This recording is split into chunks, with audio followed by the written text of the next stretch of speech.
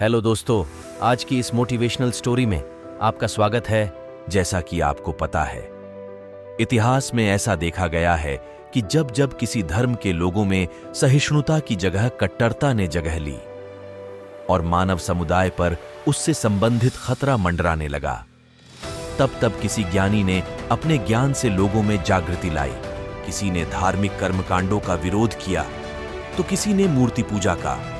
समाज में भेदभाव, छुआछूत और धार्मिक संकीर्णता से परेशान होकर लोगों ने ऐसे ज्ञानियों में और उनके सिद्धांतों में दिलचस्पी दिखाई। यही कारण था कि एक समय में कबीरपंथी समाज, बौद्ध और जैन समाज का उद्भव हुआ। कबीरदास एक ऐसे संत थे जिन्होंने धर्म की कमियों पर हमेशा प्रहार किया, चाहे वो हिंदू धर्म हो या मुस्लिम। ऐसा नहीं था कि उनमें धर्म या ईश्वर के प्रति आस्था नहीं थी, लेकिन वह यह जानते थे समाज इतना जागृत और अनुभवी नहीं है कि उन्हें गहराई से धर्म के मायने समझाए जाएं, और वह यह भी समझते थे कि अगर उन कमियों में बदलाव नहीं किया गया तो वह समाज को विषाक्त कर देगा।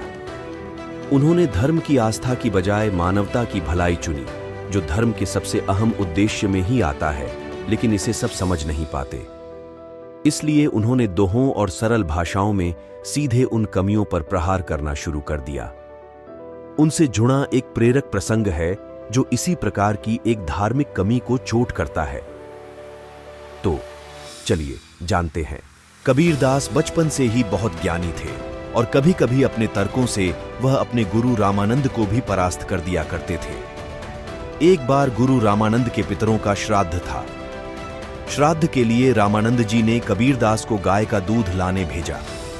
कबीरदास को रास्ते में एक गाय मृत पड़ी दिखी।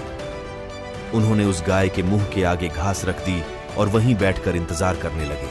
उधर श्राद्ध का समय बीतता जा रहा था। जब कबीरदास को गए काफी देर हो गई और वह दूध लेकर नहीं लौटे, तो रामानंद जी स्वयं दूसरे शिष्यों के साथ कबीरदास को खोजने निकले। उन्होंने देखा कि कबीरदास मरी हुई गाय के पास घास डालकर आराम से बैठे हुए हैं। उन्हें इत्मीनान से वहां बैठे देख उन्होंने पूछा, मैंने तुम्हें गाय का दूध लाने भेजा था और तुम यहां मरी हुई गाय के सामने आराम से बैठे हो, यहां क्या कर रहे हो?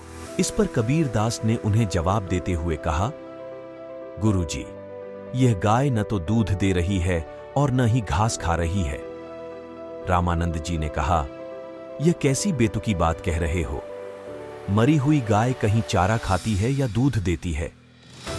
गुरु की बात सुनते ही कबीरदास ने फौरन पूछा, गुरुजी, जब मरी हुई गाय दूध नहीं दे सकती और न ही चारा खा सकती है, तो फिर बरसों पहले परलोक से धारे आपके पितर दूध कैसे पिएंगे? रामानंद कबीरदास के इस सवाल से निरुत्तर हो गए। कबीरदास का यह सवाल उनकी जिज्ञासा के साथ साथ उनकी जागृति को भी दिखाता है। अक्सर यह देखा गया है कि जागरूकता के अभाव में लोग धर्म को ठीक तरीके से समझ नहीं पाते और उसके नियमों को गलत तरीके से अपने जीवन और समाज पर लागू कर देते हैं। ऐसे में बदलाव की आवश्यकता पड़ ही जाती है।